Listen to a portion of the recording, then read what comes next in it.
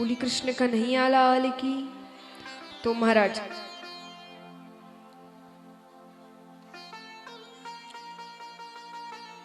अब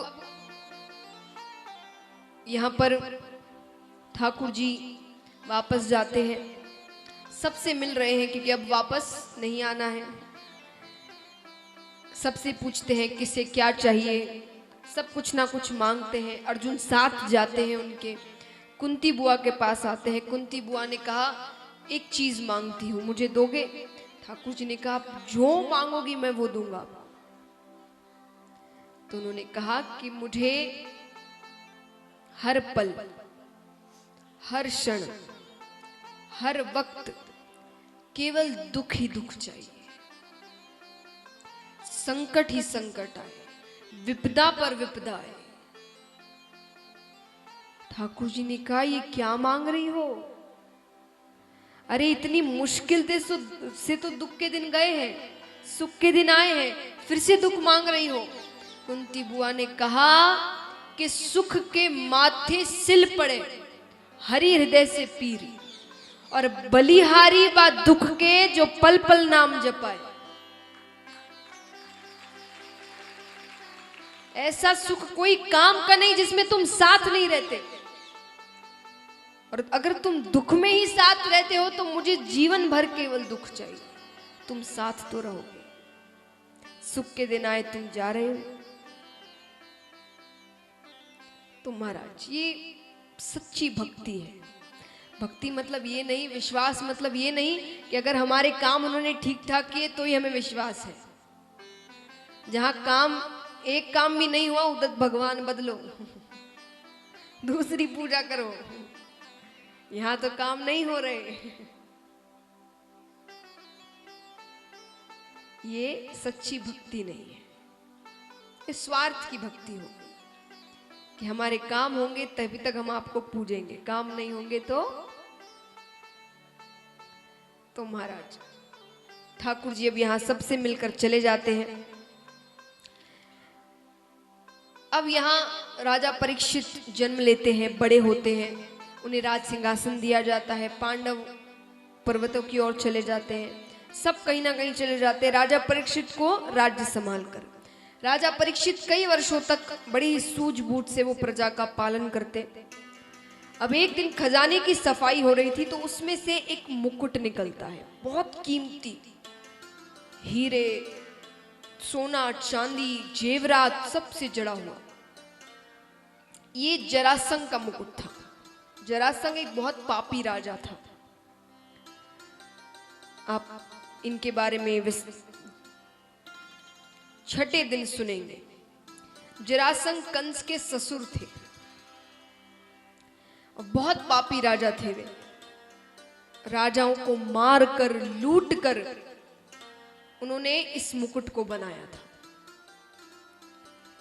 जैसे मैंने कल कहा, भला का संग हो तो सब भला ही भला होता है। संगत अच्छी होनी चाहिए, साथ अच्छा होगा तो विचार अच्छे आएंगे।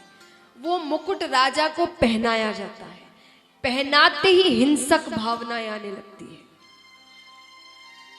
इतने वर्षों में पहली बार राजा ने कहा कि शिकार खेलने चलते। शिकार यानी क्या? आप पशुओं की हत्या करेंगे? राजा ने कहा शिकार खेलने चलते हैं। जाते हैं। अब बीच रास्ते में उन्होंने देखा कि एक शूद्र एक बैल को, एक पैर का ही बैल है, उसके एक ही पैर है, तीन पैर नहीं है, एक पैर के बैल को लकड़ी से मार रहा है, बहुत बहुत जोर से, क्रूरता से। नीचे गौ माता पड़ी हुई है अधमरी हालत में, उसे वो हर थोड़ी देर में पैर की ठोकर मारे। राजा देखते हैं। राजा ने कहा मेरे राज्य में ऐसी क्रूरता का कार्य। तलवार निकलकर तुरंत उसके पास आते हैं। तुम कौन हो? उसने कहा मैं कलयुग हूं। कौन हूं मैं? कलयुग हूं। ये बैल कौन है? ये बैल धर्म है, एक पैर का। कलयुग में केवल दान से धर्म किया जाए। तब सोच, ये सब महाराज हम कर नहीं पाएंगे। तरीके बहुत हैं, कलयुग में भी ऐसा नहीं है तरीके ही नहीं है। धर्म के लक्षण कई हैं पर हम वो कर नहीं सकते। तपस्या करना, वैराग्य लेना, मोह माया छोड़ना, सुपारी नहीं छूटती किसी से, तो मोह माया तो दूर की बात है। तो ये सारी चीजें हम कर नहीं सकते। दान हम कर सकते हैं, कलयुग के लोग दान कर सकते हैं, उनके पास धन काफी होगा, वो दान जरूर करेंगे। तो कलयुग में धर्म केवल दान से होगा। तो ये धर्म है। ये गौ माता कौन है? गौ माता पृथ्वी है। कलयुग में पृथ्वी की ऐसी ही हालत होगी। राजा कहते अगर ऐसा समय आने वाला है तो तुम्हारा तो मर जाना ही अच्छा है। उसे मारने लगते, वो कहता है मुझ में लाख अवगुण है पर एक ऐसा गुण है जो कोई युग में नहीं था। कैसा गुण? कलयुग केवल नाम आधारा। केवल नाम लेने से जीव का कल्याण हो जाएगा, उसे भगवान की प्राप्ति हो जाएगी। बाकी युगों में आपको वर्षों तपस्या करनी पड़ती है, तब भी कोई पक्का नहीं कि भगवान दर्शन देंगे कि नहीं। इसमें केवल नाम ले से भगवान प्राप्त हो जाएंगे। अरे वाह, ये तो बहुत अच्छा गुण है। पर राजा ने कहा तुम मेरे राज्य में नहीं रह सकते। कलयुग ने कहा कि आपका तो पूरा आपका ही राज्य है, सब कुछ तो जीत लिया आपने, मैं कहां जाऊं? बोले वहां जाओ जहां मदिरा पान होता है, जहां चोरियां होती है, जहां डकैतियां होती है, जहां गलत स्त्रियों के साथ संग होता है, तुम वहां जाओ। कलयुग मन में कह रहा है ये सारे प्लॉट तो मैंने पहले से ही बुक करके रखे हैं। उसने कहा ठीक है, पर एक स्थान मुझे मेरे मन मुताबिक दीजिए। कौन सा स्थान? मुझे सोने में स्थान चाहिए, स्वर्ण में। सोने के जेवरात पहनते हैं ना, सब में कलयुग बसा हुआ है। राजा ने कहा ठीक है, मैं तुम्हें सोने में स्थान देता हूं। तो सोने में और बाकी जो चीजें हैं जैसे मदिरा पान हुआ, इन सारी स्थानों पर तुम जा सकते हो। बाकी स्थानों पर तुम मुझे वचन दो कि तुम 5000 वर्षों तक अपना असर नहीं दिखाओगे। आना तो हर जगह है कलयुग, पर 5000 वर्षों तक तुम अपना असर नहीं दिखाओगे। महाराज हम कहते हैं कलयुग आ गया, कलयुग आ गया। कलयुग कहां आ गया? कलयुग की आयु कितनी है? हर युग की एक आयु होती है, इतने वर्षों तक ये युग चलेगा। कलयुग की आयु कितनी है? हाँ,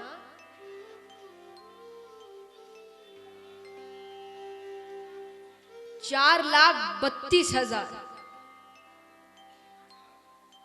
4,32,000 ये कलयुग की आयु है। अभी कितने वर्ष हुए हैं? 5,115 वर्ष। अब 5,000 वर्ष तो राजा परीक्षित ने मांग लिए थे, तब तक तो कलयुग का कोई असर नहीं हुआ था। तो जो बालक जिसकी आयु 4,32,000 की है, वो अभी 115 वर्ष का हुआ है। अभी कहां कलयुग आया? तो बिंदु मात्र है केवल, तो ये हाल है। सोचिए जब वो यौवन अवस्था को प्राप्त हो जाएगा तब क्या होगा? चले जाएंगे और जन्म होते हैं। इस जन्म के बाद ऐसा नहीं है कि भगवान का धाम मिल जाएगा, कई जन्म होंगे। तो महाराज ऐसा नहीं है, अच्छे लोग भी जन्म लेंगे। हमारा जन्म हो भी तो फिर तब हो जब भगवान जन्म लेंगे। जैसे श्री कृष्ण ने जन्म लिया था, उनके साथ गोपियां थी, राधा जी थी, यशोदा मैया थी, नंद बाबा थे, वसुदेव जी थे, देवकी माता थी। इन्होंने भी तो उसी समय जन्म लिया था जब युग का अंत चल रहा था। भगवान उसके बाद उन्होंने सब कुछ खत्म कर दिया था, अंत हो गया। तो जन्म भी ले तो ऐसे लोगों में ले, लेकिन कहने का तात्पर्य है अभी कलयुग नहीं आया।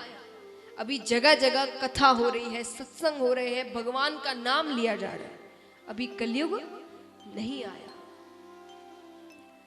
तो महाराज अब यहां पर स्वर्ण में स्थान मांगा। राजा भूल गए कि राजा ने खुद ने सोने का मुकुट पहन कर रखा है। कलयुग प्रवेश कर गया।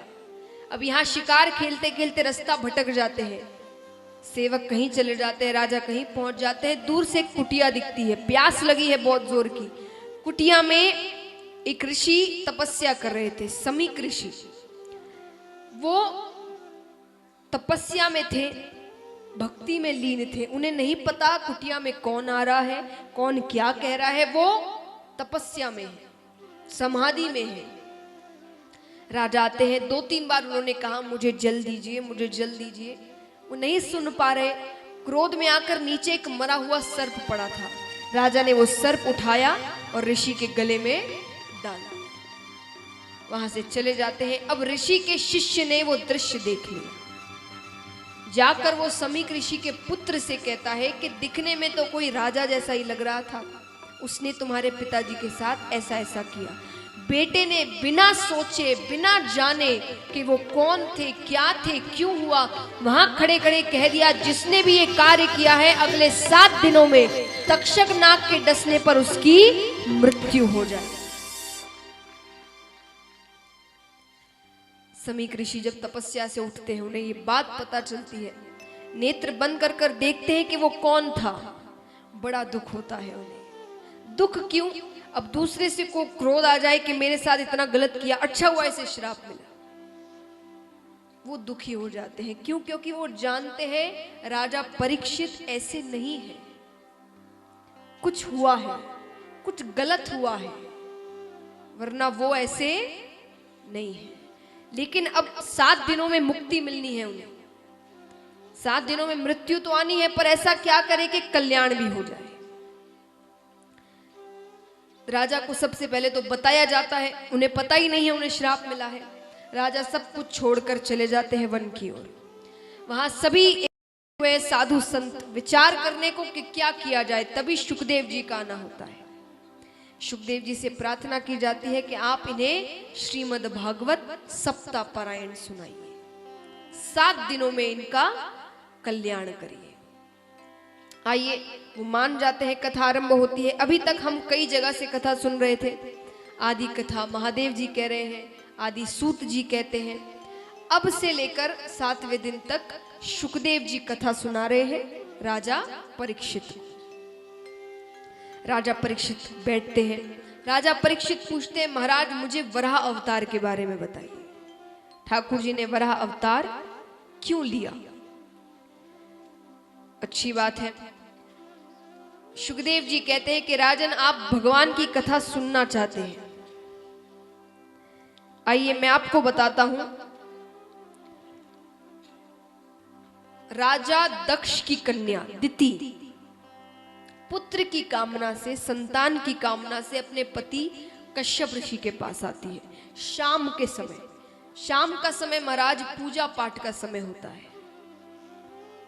उस समय भजन करने का, पूजा पाठ का समय है।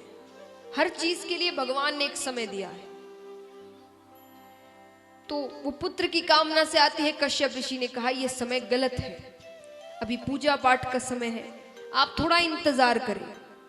नहीं मानती, जिद करने लगती है, तो बिना मन से वो उनकी इच्छा की पूर्ति कर देते हैं। स्नान करने जाते हैं, स्नान करके पूजा में फिर लग जाते हैं। अब दिति ने विचार किया कि शायद स्वामी नाराज हो गए। उनके पास जाकर कहती है कि मैंने तो आपके अच्छे के लिए किया, आपके पुत्र होगा, तेजस्वी पुत्र होगा, आपका वंश आगे बढ़ेगा।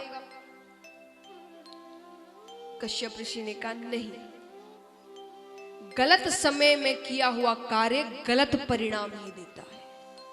पुत्र होंगे तुम्हारे, 2 पुत्र होंगे, जुड़वा पुत्र, लेकिन महादुष्ट होंगे। बड़े बड़े दैत्यों में उनका नाम लिया जाएगा। ये सुनते ही तो दिति माता चरणों में गिर जाती है। प्रभु, मैंने किसी गलत विचार से ये कार्य नहीं किया था। सिर्फ वंश को आगे बढ़ाने के लिए, इतनी बड़ी सजा ना दे मुझे। वो कहते अब इसको तो नहीं टाला जा सकता, पर तुम्हारे जो पौत्र होगा वो भगवान का परम लाडला होगा। उस छोटे से बालक का नाम बड़े बड़े भक्तों में लिया जाएगा। और वो छोटे से बालक थे भक्त प्रहलाद। तो महाराज आइए, अब समय बीतता है, दिति गर्भवती होती है। 100 वर्षों तक उन्होंने गर्भ धारण किया, 100 वर्षों तक। अब पुत्र ऐसे होने हैं तो साधारण थोड़ी, तो 100 वर्षों तक गर्भ धारण किया। 100 वर्षों बाद पुत्र होते हैं, 2 पुत्र विचित्र। क्यों विचित्र? अस्त्र शस्त्र लेकर पैदा हुए और जन्म लेते ही विशाल रूप को धारण कर गए। ये 2 पुत्र थे, हिरणाक्ष और हिरण्यकश्यप। हिरणाक्ष समुद्र की विशालता देखते हैं, समुद्र से युद्ध को ललकारते हैं, युद्ध के लिए उसे। समुद्र ने कहा मुझे युद्ध नहीं करना, मेरे तल पर पृथ्वी रखी है, इसे लेने कोई ना कोई आएगा। समुद्र जानते थे भगवान ही आएंगे, तो कहा कि इसे लेने कोई ना कोई आएगा, उसे युद्ध कर लेना। तो वो पृथ्वी के पास जाकर हिरणाक्ष बैठ जाता है। यहाँ ब्रह्मा जी अब रचना का कार्य कर रहे हैं, संसार को आगे बढ़ाना है, बहुत से कार्य करते हैं, प्रयास करते हैं। अब लोग तो प्रकट हो गए, पर उन्हें रखे कहां? जगह चाहिए, पृथ्वी चाहिए। भगवान से प्रार्थना करते हैं तो ठाकुर जी ब्रह्मा जी के नासिका से छोटे से वराह का अवतार ग्रहण करते हैं और सीधा समुद्र तल में जाते हैं। समुद्र तल में जाकर पृथ्वी को ऊपर लेकर आ रहे हैं कि बीच में हिरणाक्ष आता है, पृथ्वी ले जानी है तो मुझसे युद्ध करना पड़ेगा। ठाकुर जी और हिरणाक्ष का युद्ध होता है।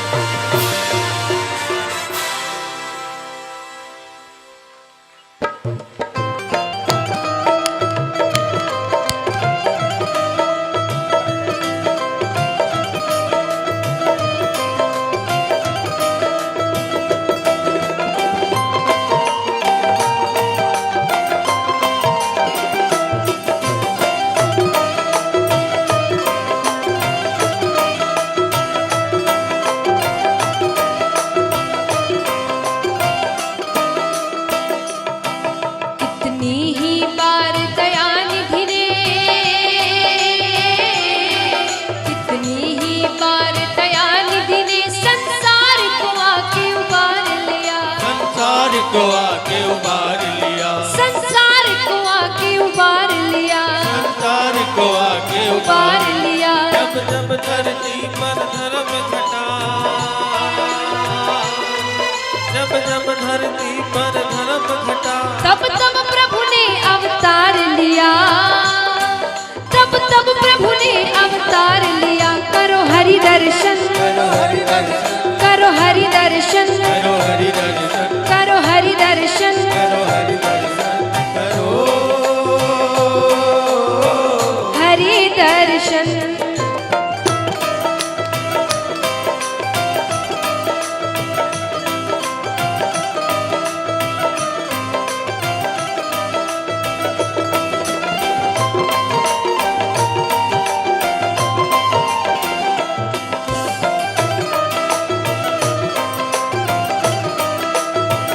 हरि बोल।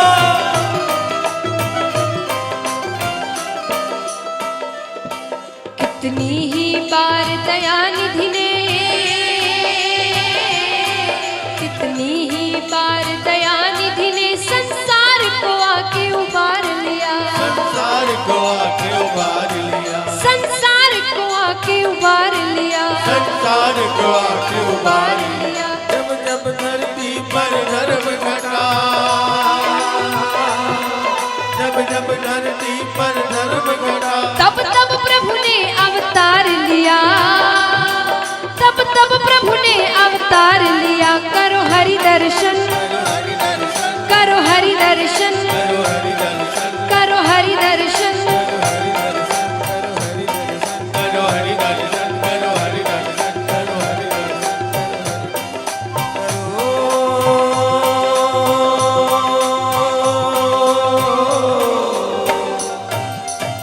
हरि दर्शन। तो महाराज ठाकुर जी इस प्रकार वराह अवतार ग्रहण करते हैं। अब यहां पर ब्रह्मा जी कई प्रयास कर रहे हैं,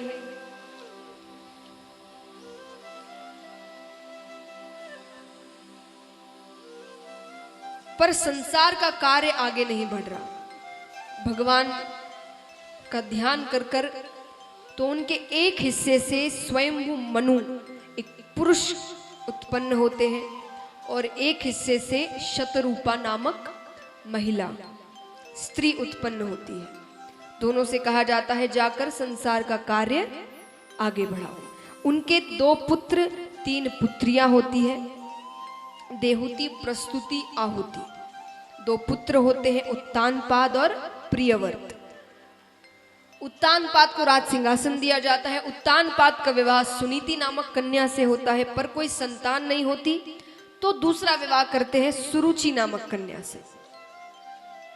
अब कभी कभी वो सुनीति से भी मिलते, पर धीरे धीरे सुरुचि से प्रेम बढ़ता गया और सुरुचि इतनी सुंदर, सुंदरता ऐसी कि उसके सामने वो सब कुछ भूल जाते।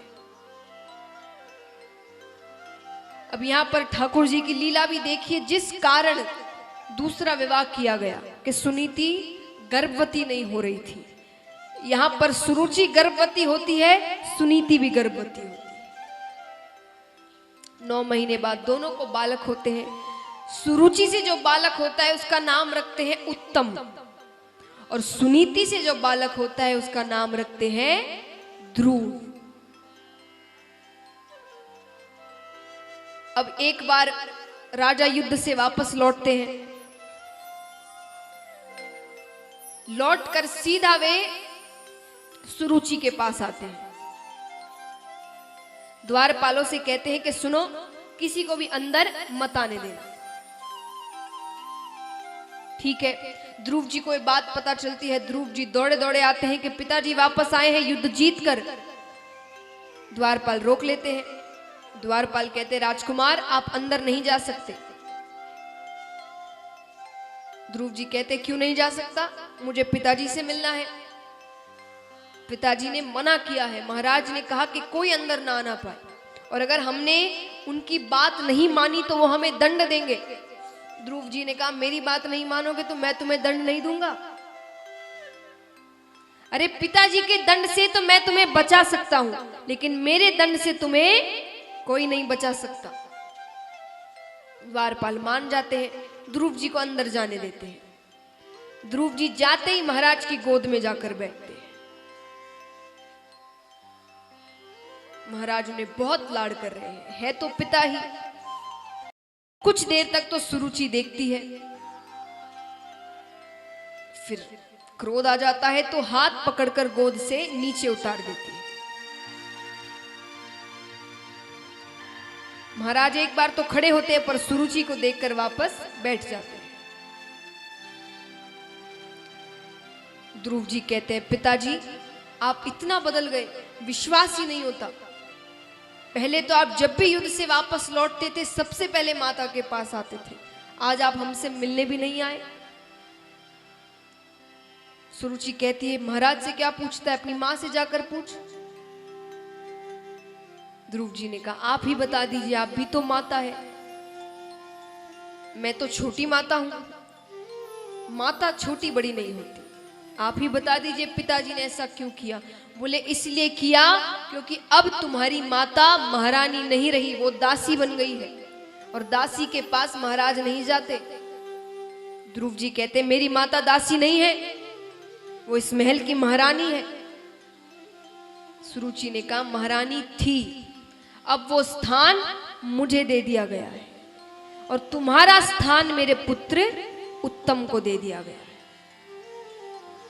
ध्रुव जी ने कहा, उत्तम को जितना मिले मुझे उतनी प्रसन्नता होगी, मुझे बस पिताजी की गोद में बैठना है। सुरुचि ने कहा, गोद में बैठना है तो भगवान विष्णु से जाकर कहो कि तुम्हें मेरी कोख से पैदा करें, तो ही तुम पिताजी की गोद में बैठ सकते हो। अब चले जाओ यहां से। ध्रुव जी चले जाते हैं रोते रोते।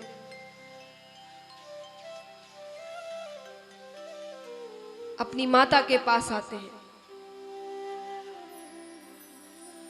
माता को पूरी बात बताते हैं, बहुत रो रहे हैं।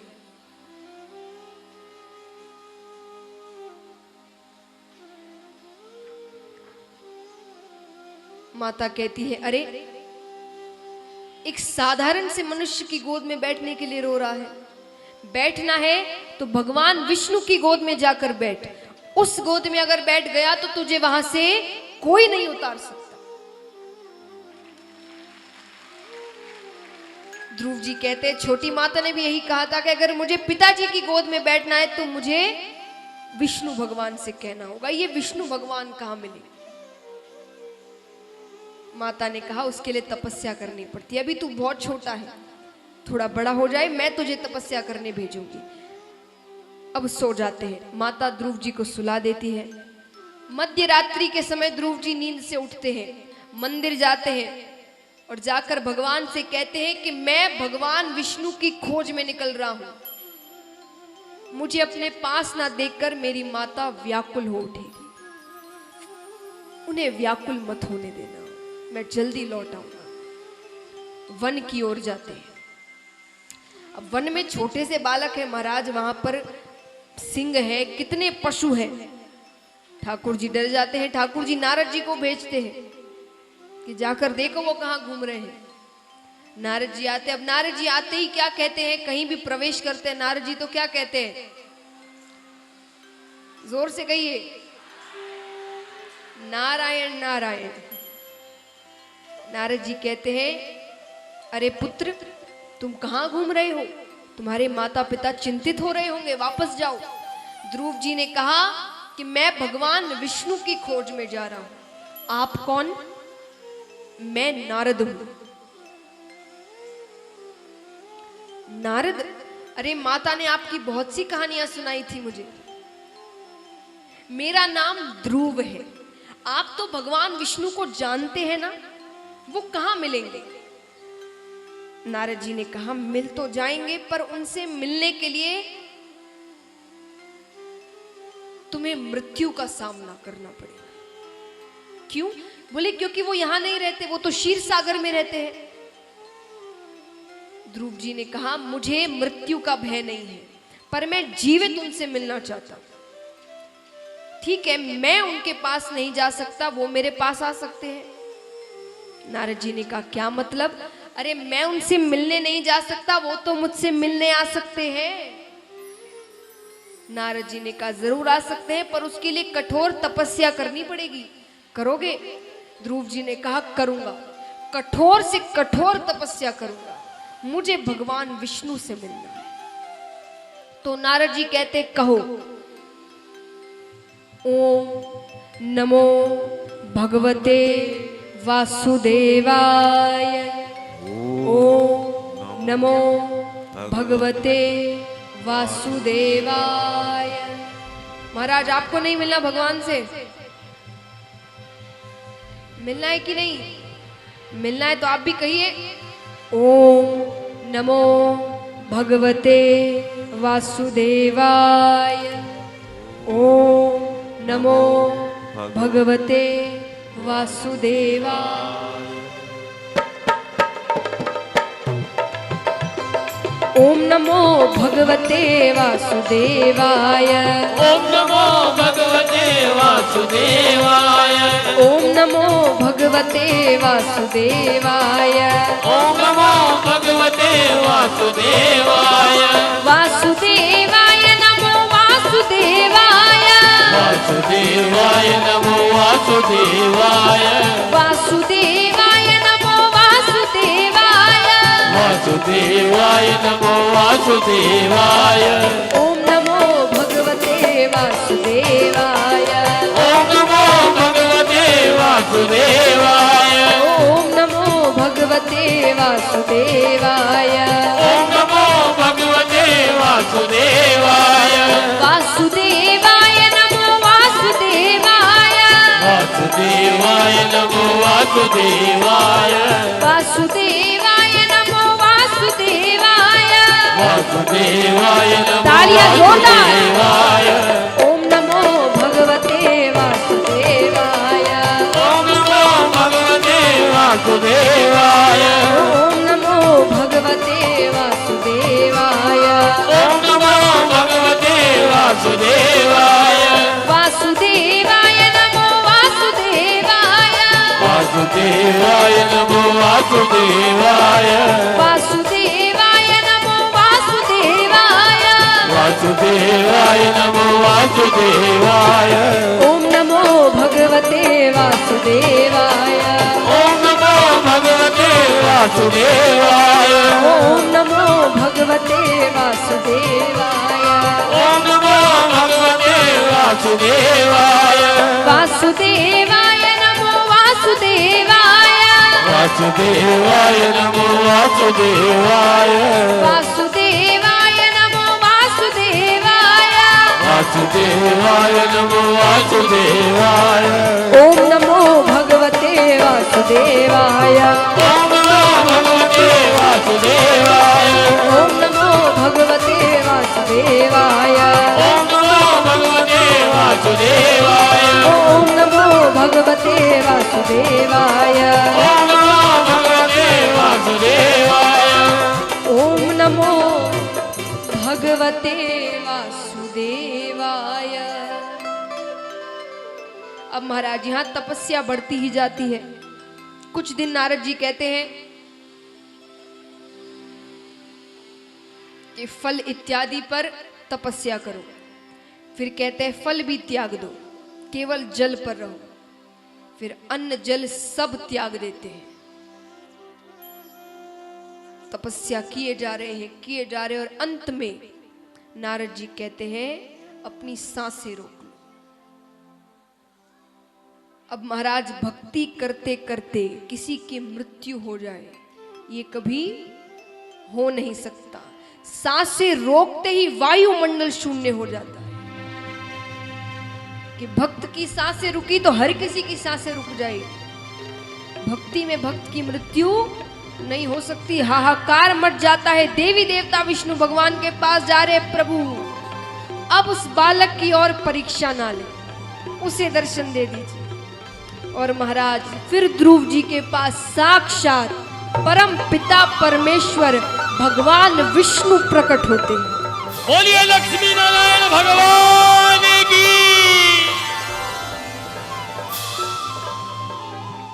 विष्णु भगवान कहते हैं ध्रुव उठो पुत्र, देखो मैं आ गया। ध्रुव जी कहते हैं आप कौन? अरे मैं वासुदेव, जिसकी तुम तपस्या कर रहे हो। अब तो ध्रुव जी गले लग जाते हैं। वसुदेव ठाकुर जी कहते हैं, कहो पुत्र, क्या पूछना चाहते थे तुम मुझसे? ध्रुव जी कहते हैं, मुझे ये बताइए कि पिताजी की गोद से जब मुझे उतारा गया तो पिताजी ने क्यों कुछ नहीं कहा?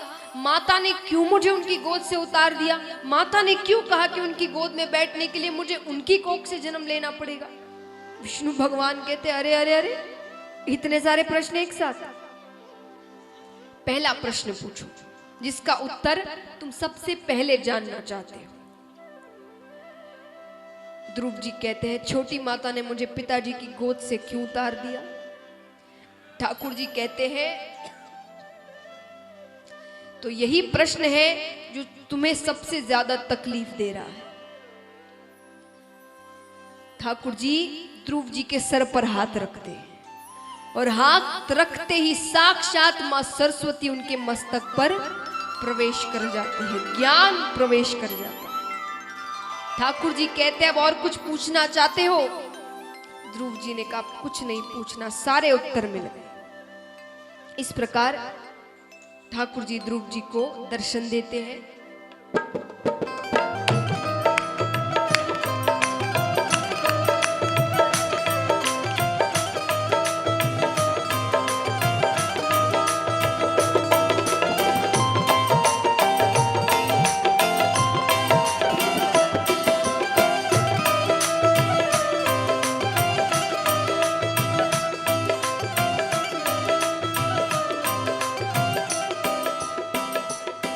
कितनी ही बार दयानिधि ने, कितनी ही बार दयानिधि ने संसार को आके उबार लिया, संसार को आके उबार लिया, संसार को आके उबार लिया, संसार को आके उबार लिया। जब जब धरती पर धर्म घटा, जब जब धरती पर धर्म घटा, तब तब प्रभु ने अवतार लिया, तब तब प्रभु ने अवतार लिया। करो हरि दर्शन, करो हरि दर्शन, करो हरि दर्शन, करो हरि दर्शन, करो हरि दर्शन, करो हरि दर्शन, करो हरि दर्शन, करो हरि दर्शन, करो हरि दर्शन, करो हरि दर्शन, करो हरि दर्शन।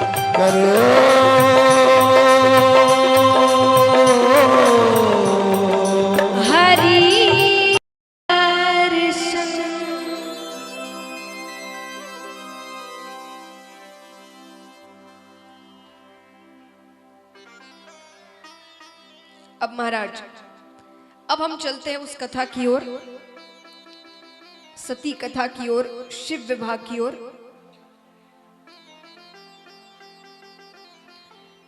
राजा दक्ष की कन्या सती का विवाह महादेव जी के साथ होता है। अब एक बार एक सभा का आयोजन हुआ। उस सभा में जितने देवी देवता, यक्ष, गंधर्व, किन्नर सभी पधारे। महादेव जी भी आए हुए थे। अब महादेव जी को जब भी समय मिलता ना, वो ठाकुर जी की तपस्या में लीन हो जाते। दक्ष राजा का आना बाकी था, सब उनका इंतजार कर रहे थे। थोड़ा समय था तो महादेव जी भक्ति में लीन हो गए। अब यहाँ उनका लीन होना होता है, वहां दक्ष राजा का आना होता है। सब उनके सम्मान में खड़े हुए सिवाय महादेव जी के। महादेव जी भक्ति में थे। अब यहाँ पर दक्ष राजा को ये बात अच्छी नहीं लगी, तो दक्ष राजा उनसे कहते हैं कि ये अमंगल स्थान में रहता है, देवताओं के साथ बैठने योग्य नहीं है, भूत प्रेत इसके साथ रहते हैं। देखिए महाराज, जो ज्ञानी व्यक्ति होते हैं, गुणी व्यक्ति होते हैं ना, उनकी निंदा भी उनकी स्तुति बन जाती है। उनकी निंदा में भी कहीं ना कहीं उनकी प्रशंसा होती है, जो गुणी व्यक्ति होते हैं। जैसे हमारे श्रीमद् भागवत के टीकाकार होते हैं। टीकाकार यानी अब आप सब भागवत जी सुन रहे हैं। श्रीमद् भागवत के एक एक श्लोक का, एक एक श्लोक के हजारों मतलब है,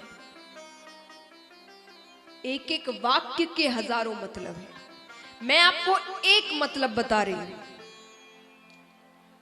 मैंने आपको एक मतलब बताया, इसका मतलब ये नहीं कि हमने भागवत जी पूरी सुन ली, वो कभी नहीं सुन सकते। आप जब जब उसे पढ़ेंगे तब तब कुछ ना कुछ नया मिलेगा। क्योंकि उसके एक एक वाक्य के हजारों मतलब है। तो ये जो हजारों मतलब निकालने वाले होते हैं ना, जो अपना अपना मत बताते हैं कि इस वाक्य का ये मतलब हो सकता है, उन्हें हम टीकाकार कहते हैं। तो श्रीमद् भागवत के ऐसे कई टीकाकार हुए, उनमें से एक है श्री श्रीधर स्वामी जी। तो वो इस निंदा का मत बताते हैं कि निंदा भी स्तुति बन गई है। कैसे? पहली बात, अमंगल स्थान में रहते हैं, तो अमंगल स्थान कैसे हुआ?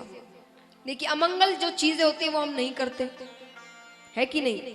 कोई चीज हमें पता है इससे अमंगल होना है, तो हम वो चीज नहीं करते, है कि नहीं? या जबरदस्ती जाकर उसे करते हैं।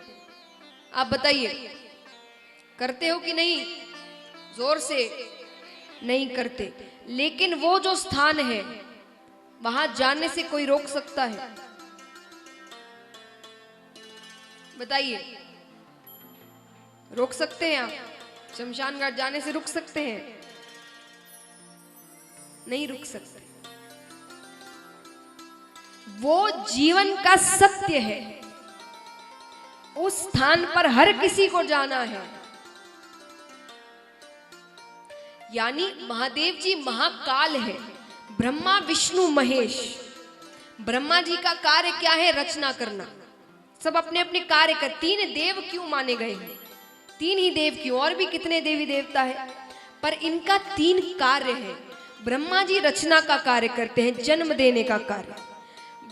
विष्णु भगवान पालन का, जब तक हम संसार में हमें पालते पोसते हैं।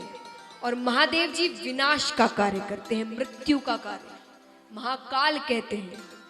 तो उनका जो स्थान है वो अमंगल कैसे हुआ? वो सबसे बड़ा सत्य है, सबको स्थान पर जाना है।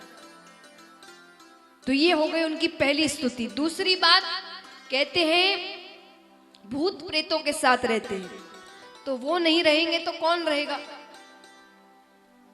आज वो हमारा अच्छा करते हैं भूत प्रेतों के साथ रहकर। राम जी वे राजा है, 10 बजे के बाद उनके पट बंद हो जाते हैं। 10 बजे के बाद श्री राम के पट बंद हो जाते हैं। फिर वहां जाएंगे तो बाहर हनुमान जी गोटा लेकर बैठे हुए होते हैं। वो अपने प्रभु को किसी को परेशान करने नहीं देते।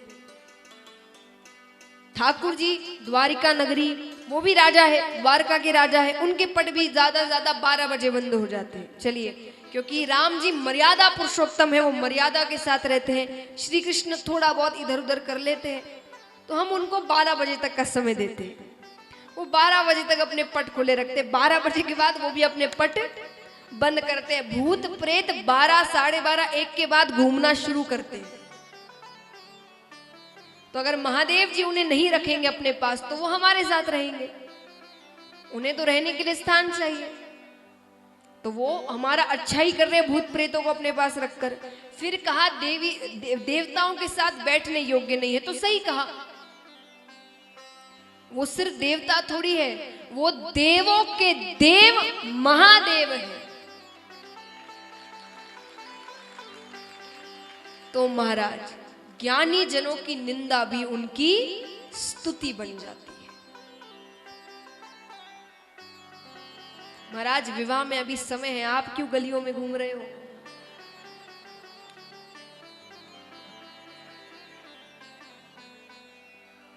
तो महाराज, अब यहां पर ये बात महादेव जी आई गई हो जाती है। महादेव जी सती माता को नहीं बताते, उन्हें दुख पहुंचेगा। अब यहाँ पर दक्ष राजा ने एक यज्ञ का आयोजन किया, बहुत बड़े यज्ञ का। सभी को बुलाया, देवी देवता, यक्ष, गंधर्व, किन्नर, ऋषिगण, संत, साधु, सबको बुलाया, सिवाय महादेव जी। अब यहाँ पर आकाश मार्ग में उस दिन चहल पहल है। महाराज, परिवार में कोई विवाह होता है तो कैसे घर में चहल पहल होती है, सब तैयार होकर निकल रहे हैं, है कि नहीं? तो आकाश मार्ग पर उस दिन चहल पहल थी, सब तैयार होकर दक्ष राजा के यहाँ जा रहे हैं। नारद जी अच्छे से जानते थे कि महादेव जी को न्योता नहीं आया है, फिर भी जाते। जाकर माता से कहते, अरे माता, आप तैयार नहीं हुई? मुझे तो लगा आपके साथ ही हो लूंगा मैं। माता ने कहा, कहां जाने को? अरे आपको नहीं पता, आपके पिताजी ने इतना बड़ा यज्ञ करवाया है, सबको बुलाया, आपको न्योता नहीं मिला। माता कहती है नहीं, लगता है महादेव जी अभी तक उस सभा की बात भूले नहीं है। माता ने कहा कौन सी बात? नारद जी पूरी बात बताते हैं। माता ने कहा ये तो जग को हंसाने वाली बात हो गई, ससुर दामाद के बीच ऐसे झगड़े हो रहे हैं, मुझे पिताजी को जाकर समझाना पड़ेगा कि आप गलत कर रहे हो, पर कैसे जाए, न्योता नहीं मिला। महादेव जी के पास माता जाती है, ऐसे बता रही है जैसे उन्हें पहले से सब कुछ पता था। तैयार हो जाइए, हमें यज्ञ में जाना है, पिताजी के यहाँ यज्ञ है। महादेव जी से क्या छुपा है? महादेव जी ने कहा न्योता आया है, आया है तो चलो। माता ने कहा मुझे न्योते की क्या जरूरत, मैं बेटी हूं। महादेव जी ने कहा मैंने आपको नहीं रोका, मैं नहीं जाऊं। माता ने कहा आप समझते नहीं है, हम किसी के यहाँ नहीं जाएंगे तो कोई हमारे यहाँ नहीं आएगा। महादेव जी ने कहा अच्छी बात है, कोई नहीं आए तो अच्छा है, सांसारिक लोग आएंगे, सांसारिक बातें करेंगे, कोई नहीं आएगा तो भगवान का नाम जपते रहे। माता ने कहा आप समझते नहीं है, मुझे तो जाना है। पार्वती सती माता चली जाती है। अब देखिए महाराज, महिलाओं से मैं एक बात कहूंगी, पति पत्नी साथ रहते हैं, बर्तन है तो आवाज करेंगे, झगड़े होते हैं, लेकिन जब जिस दिन झगड़ा होना उस दिन घर छोड़कर मत जाना, 2 दिन बाद चले जाना, 2 दिन बाद चले जाना। हाँ, पीछे जा सके क्यों नहीं है, नहीं, पर उस दिन नहीं जाना, झगड़ा खत्म कर देना, सब कुछ हो जाए उसके बाद जाना। फिर उन्हें लगे कि अब क्या गलती हो गई, सब तो खत्म हो गया था। लेकिन इसके पीछे बात है कि जिस दिन झगड़ा हो उस दिन घर छोड़कर नहीं जाना चाहिए, बात खत्म कर कर जाइए, झगड़ा समाप्त कर कर जाइए, इससे रिश्तों में दरार पड़ती है। सती माता चली गई, महादेव जी समझ गए अब वो वापस नहीं आएगी, क्योंकि मेरा जो अपमान वहां होगा वो उसे सह नहीं पाएगी। फिर भी नंदी से कहते हैं कि जाओ साथ में, ध्यान रखना। सती माता जाती है। अब महाराज पहले देखिए, भले ही आपने न्योता नहीं दिया, पर जो 3 देव है उनका आसन आपको बनाना पड़ता है, जरूरी है ये। आप न्योता नहीं दे, आपका मन आपकी नहीं बनती उनसे तो आपने नहीं बुलाया, लेकिन आसन तीनों देवों का बनाना पड़ेगा। माता जाती है, ब्रह्मा जी का आसन लगा है, विष्णु भगवान का आसन लगा है, उन दोनों को भी न्योता दिया गया था पर वे नहीं आए थे।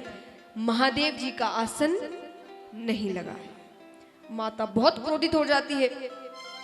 उतने में दक्ष राजा आते हैं, अरे तुम्हें यहां किसने बुलाया, मैंने तो न्योता नहीं दिया था, अपने पति के साथ रह रहकर उसके जैसी हो गई। सती माता कहती है, पिताश्री मैं चाहूं तो अभी आपकी हत्या कर सकती हूं। दुर्गा रूप है महाराज, साधारण स्त्री नहीं है, बाकी सब साधारण है, पर महादेव जी, ब्रह्मा जी, विष्णु भगवान, दुर्गा माता, ये साधारण नहीं है। तो माता ने, ये तो लीला करने आए हैं, वो पुत्री बनकर आई है, वो लीला कर रही है यहाँ पर। उन्होंने कहा मैं चाहूं अभी आपकी हत्या कर सकती हूं, पर मैं नहीं चाहती कि भविष्य में बेटियों पर पिता हत्या का कलंक लगे। पर मुझे दुख है कि इस शरीर को आपने पाल पोस कर बड़ा किया है, मैं इसे ही खत्म कर देती हूँ। और वहीं हवन कुंड में माता ने अपनी आहुति दी। नंदी देखते कि होते होते क्या हो गया, यहां तो बातें हो रही थी कहां, और सब कुछ खत्म हो गया। नंदी पर भी आक्रमण होता है, वो कैसे तैसे महादेव जी तक पहुंचते हैं। महादेव जी अपने गण को भेजते हैं, वीरभद्र नाम, कहते हैं वहां जाकर सब कुछ खत्म कर दो, तहस नहस कर दो। राजा दक्ष के गले को काट दिया जाता है, सिर धड़ अलग कर दिया कर जाता है। अब महाराज विष्णु भगवान के पास सब जा रहे हैं कि ये यज्ञ एक धर्म का कार्य है, वो अगर बीच में छूट गया तो अमंगल माना जाएगा। सब विष्णु भगवान से कहते हैं कि आप कुछ करिए, यज्ञ को बीच में नहीं छोड़। महादेव जी से कहते हैं, महादेव जी धर्म के लिए शांत होते हैं। दक्ष राजा को बकरे का सर लगाया जाता है। यजमान तो चाहिए, जिसने यज्ञ करवाया है, वो अगर यज्ञ में नहीं बैठेंगे तो यज्ञ पूरा नहीं होगा।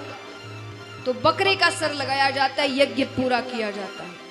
यज्ञ के बाद माता के मृत शरीर को लेकर महादेव जी परिक्रमा कर रहे हैं। अब जैसे मैंने कहा, तीनों देवों के 3 कार्य हैं।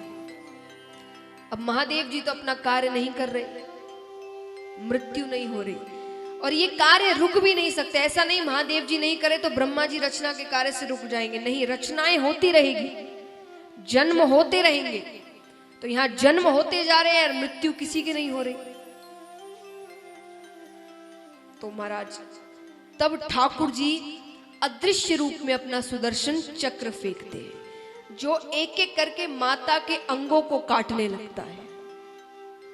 एक एक अंग जहां जहां जाकर गिरते हैं, वहां वहां एक एक सिद्ध पीठ की रचना होती है। महाराज जो सिद्ध पीठों की कितनी जगह आप गए होंगे, तो जहां जहां एक एक अंग जाकर गिरे थे, वहां वहां एक एक सिद्ध पीठ की रचना हुई है। वो सती माता के अंग है। जब कुछ नहीं बचता तो वापस अपने कार्य में लग जाते हैं महादेव जी। कुछ समय बाद सती माता हिमाचल राजा के यहाँ पार्वती माता के रूप में जन्म लेती है। समय बीतता है, बड़ी होती है। नारद जी एक दिन आते हैं, हिमाचल राजा ने कहा बेटी विवाह योग्य हो गई है, कोई वर बताइए। नारद जी सब जानते थे। नारद जी ने कहा बड़ा ही अच्छा वर है, महादेव नाम है।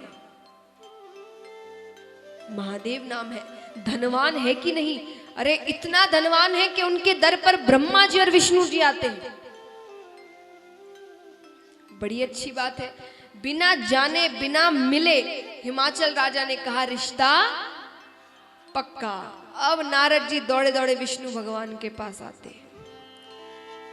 मैंने तो रिश्ता पक्का कर दिया, पर महादेव जी को मनाने की हिम्मत मुझ में नहीं है, आप ही कुछ करिए। विष्णु भगवान जाते हैं, महाराज बहुत उम्र हो गई है, समय भी बीत गया है, अब विवाह कर लीजिए। महादेव जी ने कहा मुझे विवाह नहीं करना। अरे नेत्र बंद कर कर देखिए तो सही, कन्या कौन है? नेत्र बंद करते हैं तो ये तो सती माता ही है, जो वापस पार्वती माता का रूप लेकर आई है। मान जाते हैं। आइए अब हम शिव विवाह में प्रवेश करते हैं। जैसे हमारे घर के विवाह होते हैं उसी प्रकार हम ही लग रही है।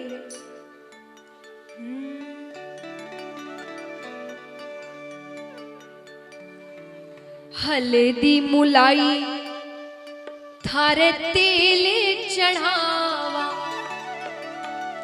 हल्दी मुलाई थारे तेल चढ़ावा, हल्दी रो मोल चुकावाला, उगतेड़ो सूरज रो रंग लागे सुरंगो, के उगतेड़ो सूरज रो रंग लागे सुरंगो। मैं तो भोरा भोर, मैं तो भोरा भोर बाण बिठावाला, मैं तो हरा हरा मूंग बिखरावाला।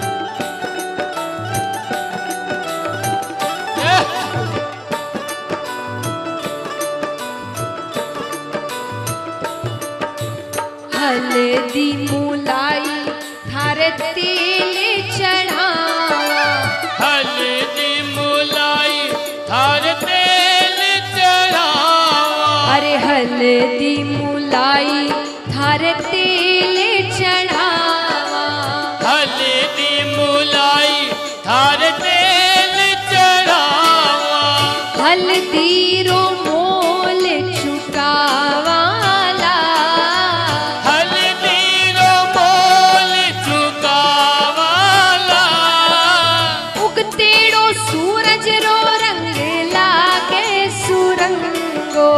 उगते रे सूरज रो रंग लागे सुरंगो उगतेड़ो सूरज रो रंग लागे सुरंगो उगते रे सूरज रो रंग लागे सुरंगो मैं तो भोरा भोर मैं तो भोरा भोर बाण बिठावाला मैं तो हरा हरा मूंग बिखरा वाला मैं तो हरा हरा मूंग बिखरा वाला। तालियां जोरदार।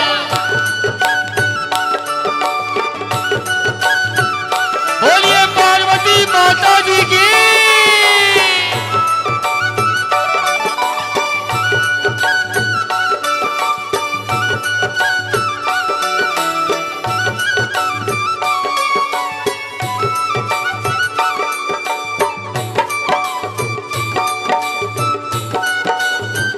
जय हो।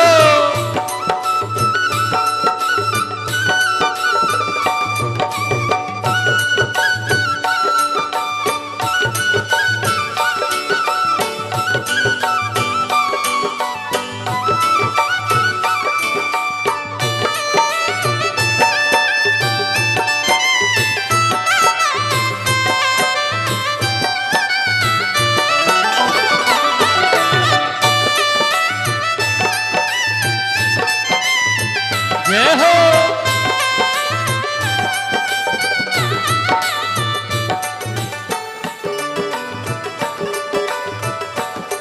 और तेल चढ़ावा पाछे तेल उतारा तेल चढ़ावा पाछ तेल उतारा तेल चढ़ावा पाछे तेल उतारा तेल चढ़ावा पाछ तेल उतारा कामण गारी निजरा सु बचावाला कमल गारी निजरा तू बचावाला बहना भुआ मंगल गावे नेगे चुका बहना बुआ मंगल गावे नेगे चुकावे बहना भुआ मंगल गावे नेगे चुकावे बहना बुआ मंगल गावे नेगे चुकावे। मैं तो बाई जी से मैं तो बाई जी से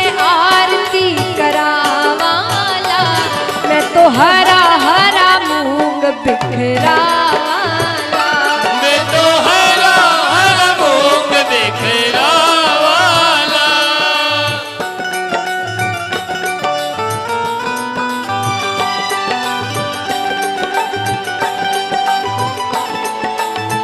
जय हो।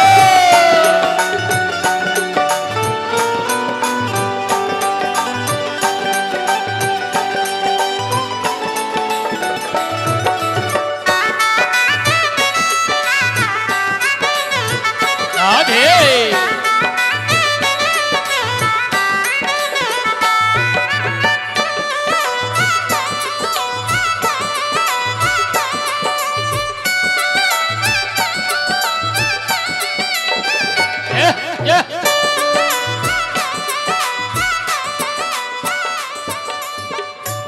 और महाराज अब यहाँ पर सबको पता चलता है सखियों को कि हिमाचल राजा के द्वार पर गांव के बाहर बारात पहुंच चुकी है।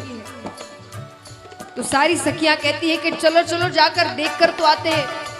पहले महाराज फोटो थोड़ी होती थी कि सबको फोटो दिखा दिए रिश्ता पक्का हुआ है कि इससे रिश्ता पक्का हुआ है। उस तो शादी के दिन ही चेहरा दिखता था।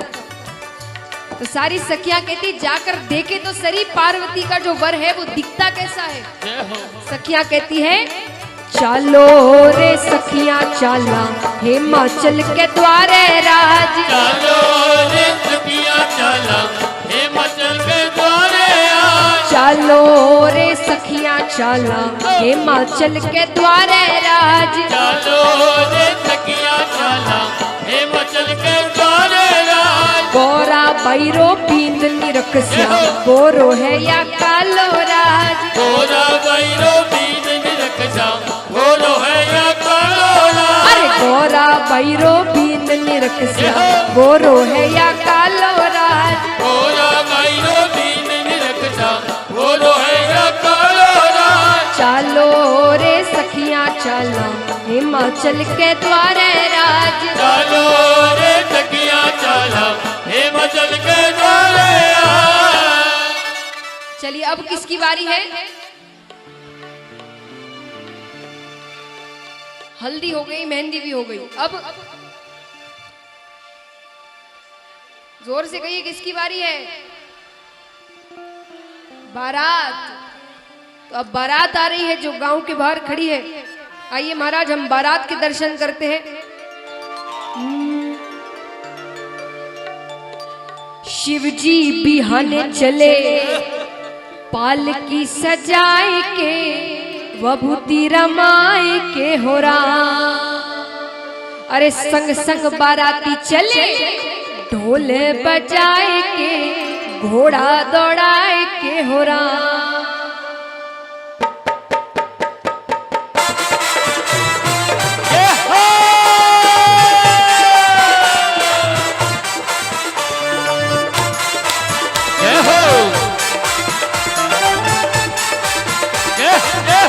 तालियां जोरदार बोलिए देवों के देव महादेव की।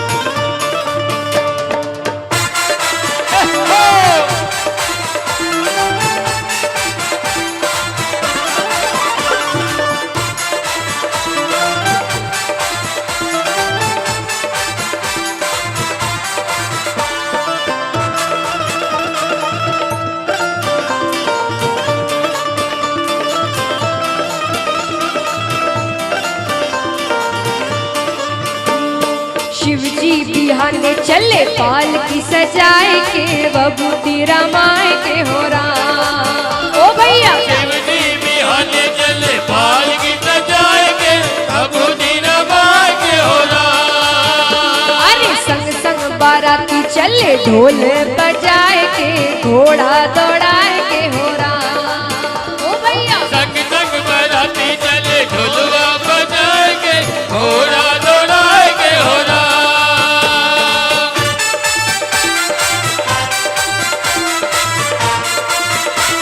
और उठा के पूरे पूरे हाथ स्वागत करिए महादेव जी का, जोरदार तालियां।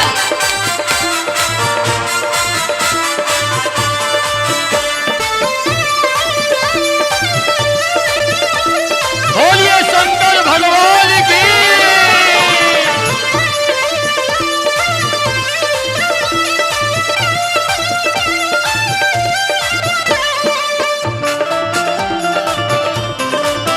अरे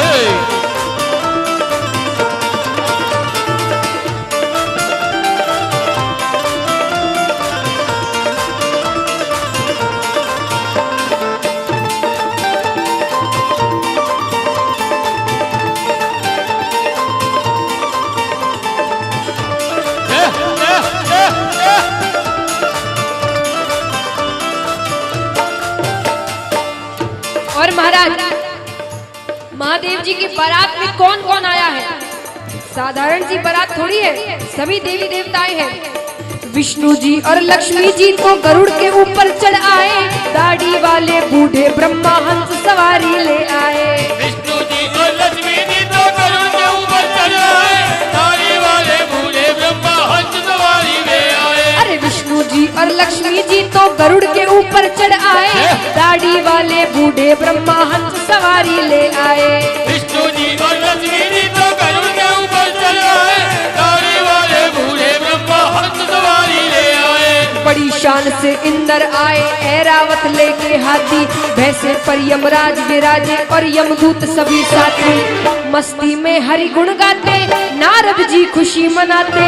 मस्ती में हरि गुण गाते, नारद जी खुशी मनाते। शंकर के बने बाराती वीणा बजाए के, तारों को सजाए के हो ओ भैया शिव जी बिहाने चले पालकी सजाए के वभूति रमाए के हो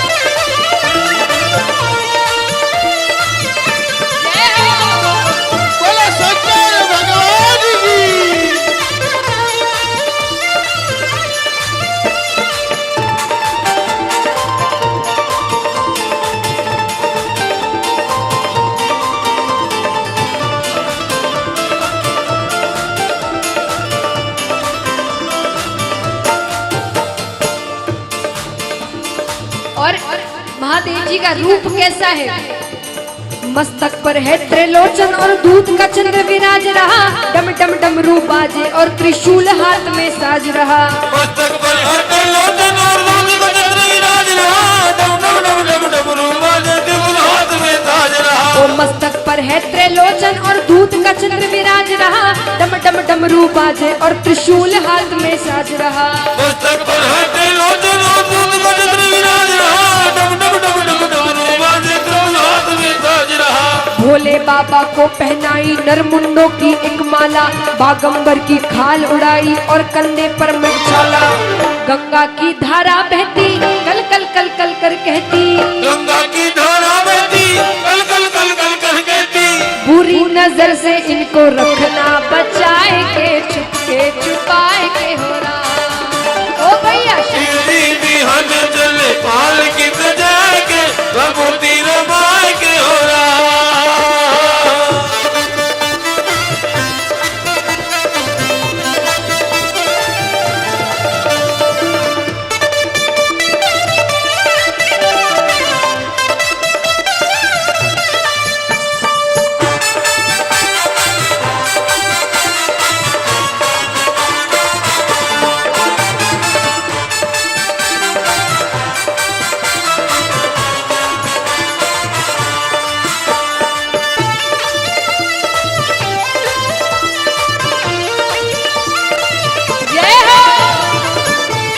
बोलिए देवों के देव महादेव की जय हो।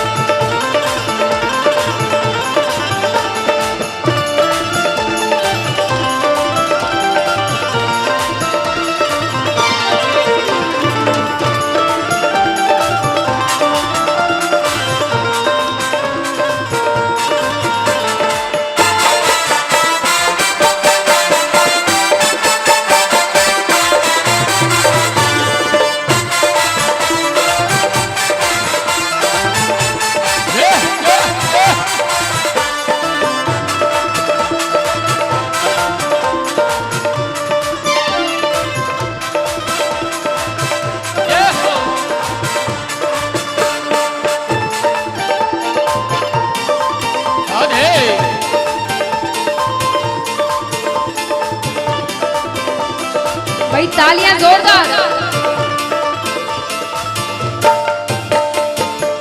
अब महाराज यहाँ भोले बाबा विचार करते हैं कि थोड़ा हंसी मजाक किया जाए, विवाह के घर में तो चलता ही है। तो भोले बाबा ने अपना रूप बदल लिया। जल्दी जल्दी बाराती सामने से जाए। भोले बाबा ने अपना रूप बदल लिया और क्या बन गए? 60 साल के बुढ़े बन गए। अब यहाँ सारी सखियां देखने आ रही है कि पार्वती का जो वर है वो कैसा दिखता है, तो वो तो 60 साल का बुढ़ा है। आइए महाराज, सबकी नजर देख रही है, सब क्या सोच रहे हैं, क्या कह रहे हैं।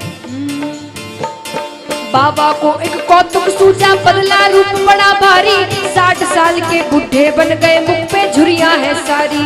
बाबा को एक कौतुक सूझा, बदला रूप बड़ा भारी, 60 साल के बुढ़े बन गए, मुख पे झुर्रियां है सारी। बाबा को एक कौतुक सूझा, बदला रूप बड़ा भारी, 60 साल के बुढ़े बन गए, मुख पे झुर्रियां है सारी। बाबा को एक कौतुक सूझा, बदला रूप बड़ा भारी, 60 साल के बुढ़ा बन गए, मुख पे झुर्रियां है सारी। डगमग डगमग चलते जैसे गिरने के आसार पड़े, बदन पे झूम रही है, मुख से देखो लार पड़े। जो भी देखे चकराए, कलेजा मुंह को आए, जो भी देखे चकराए, कलेजा मुंह को आए। ऐसे दूल्हे से सबको रखना बचाए के, छुपके छुपाए के हो रहा। ओ भैया शिवजी बिहान चले पाल की सजाए के, भभूति रमाए के हो रहा।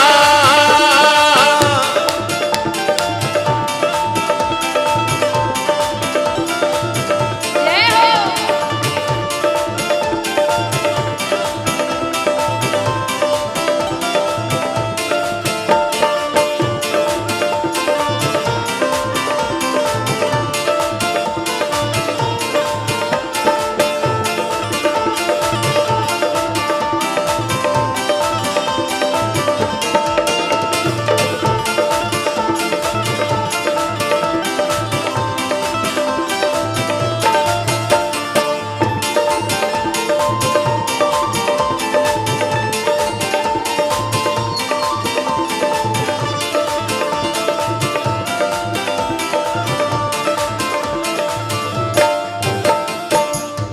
अब पार्वती माता तक ये बात पहुंचती है कि बाहर तो रिश्ता तोड़ने की बात चल रही है। कोई भी माता पिता अपनी बेटी का विवाह थोड़ी कराएंगे 60 साल के बुढ़े से। छोटी से है पार्वती जी। पार्वती माता को पता चलता है, पार्वती माता महादेव जी से कहती है, प्रभु अब ये विनोद बंद करे और अपने असली रूप में आए। सब बहुत डर गए हैं। तो महादेव जी अपने असली रूप में आते हैं, दोनों साथ में खड़े हैं। महादेव जी और पार्वती माता के सभी दर्शन करते हैं। सुंदर रूप बना भोले का माया अपनी मोड़ी है, इस जग में सबसे सुंदर शिव पार्वती की जोड़ी है। सुंदर रूप बना भोले का माया अपनी मोड़ी है, इस जग में सबसे सुंदर शिव पार्वती की जोड़ी है। सुंदर रूप बना भोले का माया अपनी मोड़ी है, इस जग में सबसे सुंदर शिव पार्वती की जोड़ी है। सुंदर रूप बना भोले का माया अपनी मोड़ी है, इस जग में सबसे सुंदर शिव पार्वती की जोड़ी है। ऋषि मुनि और वेद शास्त्र भी इनका गुण गाते हैं, इस जोड़ी का दर्शन कर कर जीवन सफल बनाते हैं। हम और तुम भी यश गाए, इनकी बारात में जाए। हम और तुम भी यश गाए, इनकी बारात में जाए।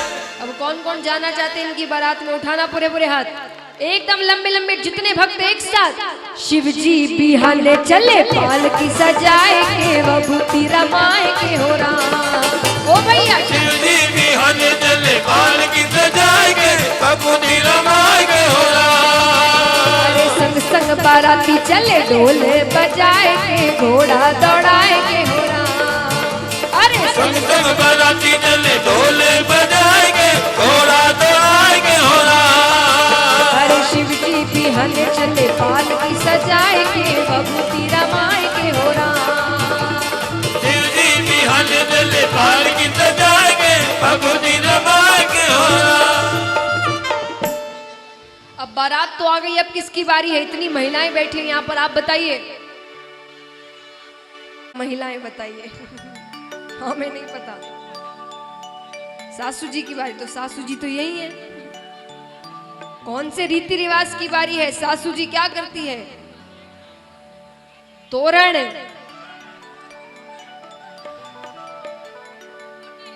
तोरण की बारी है, हैं? तो महाराज आइए, अब तोरण है। तोरण आया रायबर हरे हरे का प्यारा। तोरण आया रायबर हरे हरे का प्यारा। पूछे सिरदार बनी ने कामण गुण करा छराज। पूछे सिरदार बनी ने कामण गुण करा छराज। मैं काई जाना मारा जोशी कामण गारा राज। मैं काई जाना मारा जोशी कामण गारा राज। जोशियारो नेक चुकाशा कामण ढीला छोड़ो राज। जो चारो लेग चुका था कामण ढीला छोड़ो राज। मैं काई जाना मारा नाई कामण गारा राज। एकाई जाना मारा नाई कामण गारा राज। नाइयारो नेक चुकाशा कामण ढीला छोड़ो राज। नायारो लेग चुका था कामण ढीला छोड़ो राज। अरे तोरण आया रायबर हरे हरे का प्यारा। तोरण आया रायबर हरे हरे का प्यारा। अब किसकी बारी है? सब हो गया। वरमाला, अब वरमाला की बारी है। तो सब भक्त क्या कहते हैं? ओ झुक जाओ, झुक जाओ, झुक जाओ शिव जी महाराज, झुक दो पड़सी जी। झुक जाओ शिव जी महाराज, झुक दो पड़सी जी। ओ झुक जाओ शिव जी महाराज, झुक लो पड़सी जी। झुक जाओ शिव जी महाराज, झुक दो पड़सी जी। पड़सी जी झुक लो पड़सी जी। पड़सी जी झुक दो पड़सी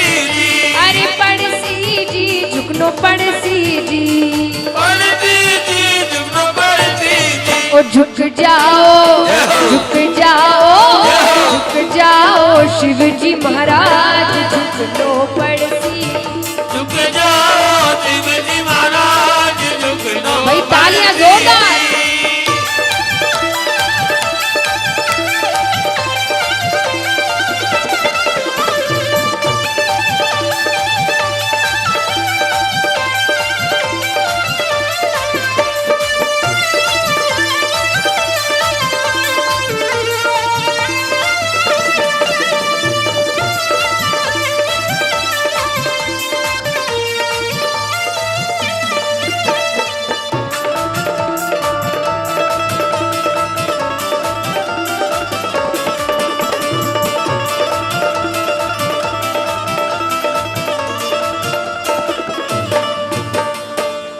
और झुकना क्यों पड़ेगा?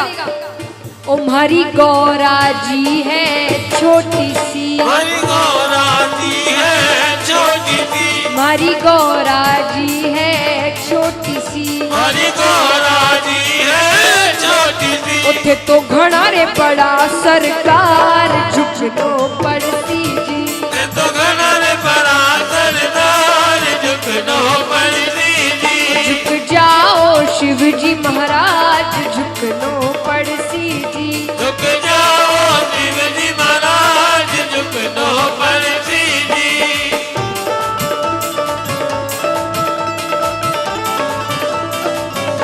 जय हो।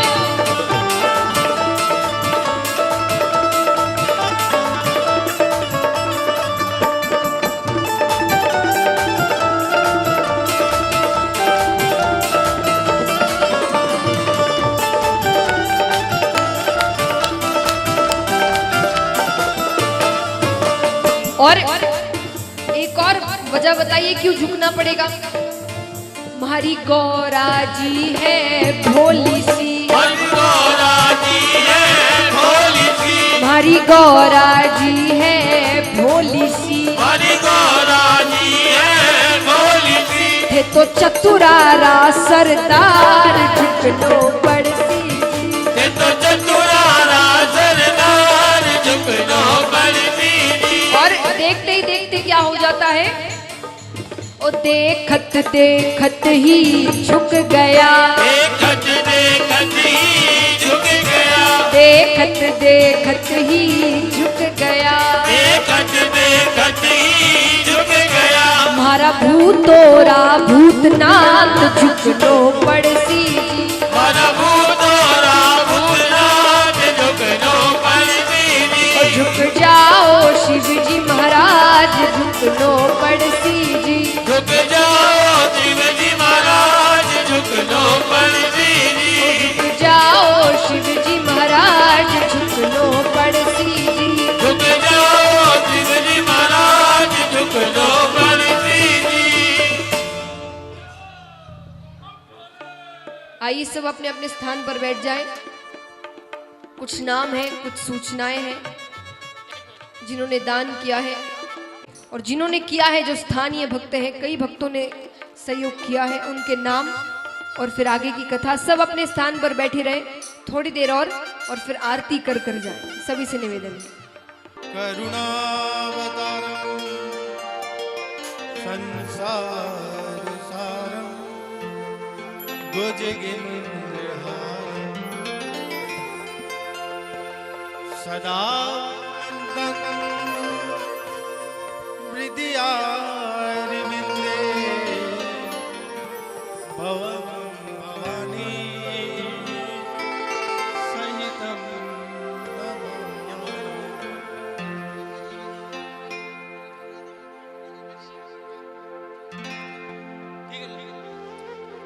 श्री भागवत भगवान की है आरती, पापियों को पाप से है तारती।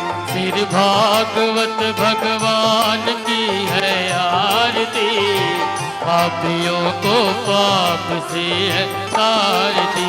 श्री भागवत भगवान की है आरती, जय हो। पापियों को पाप से है तारती। श्री भागवत भगवान की है आरती, पापियों को पाप से है तारती। ये अमर ग्रंथ ये मुक्ति पंथ ये पंचम वेद निराला नव ज्योति जगाने वाला। ये अमर ग्रंथ ये मुक्ति पंथ ये पंचम वेद निराला नव ज्योति जगाने वाला। हरि नाम यही हरि ध्यान यही हरि नाम यही हरि ध्यान यही हरि नाम यही हरि ध्यान यही हरि नाम यही हरि ध्यान यही जग के मंगल की आरती। जय हो। पापियों को पाप से है तारती। श्री भागवत भगवान की है आरती पापियों को पाप से है तारती। ये शांति गीत पावन पुनीत पापों को मिटाने वाला राधे। हरि दर्श कराने वाला। ये शांति गीत पावन पुनीत पापों को मिटाने वाला हरि दर्श कराने वाला। ये सुख करनी ये दुख हरनी ये सुख करनी ये दुख हरनी ये सुख करनी ये दुख हरनी ये सुख करनी ये दुख हरनी श्री मधुसूदन जी की आरती। पापियों को पाप से है तारती। श्री भागवत भगवान की है आरती पापियों को पाप से है तारती। ये मधुर बोल जग मन खोल सन्मार्ग बताने वाला बिगड़ी को बनाने वाला। ये मधुर बोल जगवंत खोल सन्मार्ग बताने वाला बिगड़ी को बनाने वाला। श्री राम यही घनश्याम यही श्री राम यही घनश्याम यही श्री राम यही घनश्याम यही श्री राम यही घनश्याम यही प्रभु की मंगल की आरती। जय हो। पापियों को पाप से है तारती। श्री भागवत भगवान की है आरती पापियों को पाप से है तारती। श्री भागवत भगवान की है आरती। हरि बोल। पापियों को पाप से है तारती। श्री भागवत भगवान की है आरती पापियों को पाप से है तारती।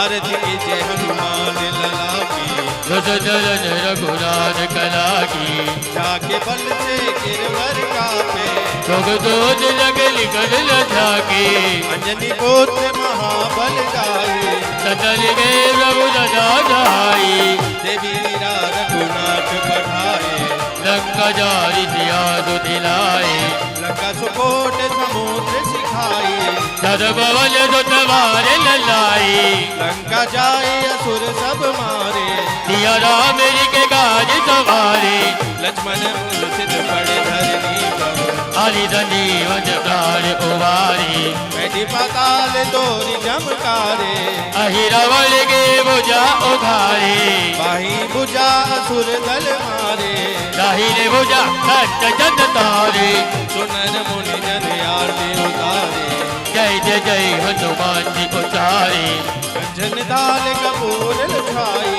आरती गजन अंजना माई जो हनुमान जी की आरती गावे बसी वैकुंठ परम पद भावे लंका विवंश किए रघुराई तुलसीदास स्वामी की रति गाई आरती की जय हनुमान लला के तुझ चलन रघुनाथ कला की लाल देह लाली लसे अरुधर लाल लघु वज्र देह दानव दलन जय जय जय कपिसु जो हो शांति रंध्र शिवम शांति पृथ्वी शांति राभ शांति रोग दय शांति ही वनस्पत शांति विश्व देवा शांति ब्रह्म शांति सर्वगोम शांति शांति रेव शांति सामा शांति रेदी।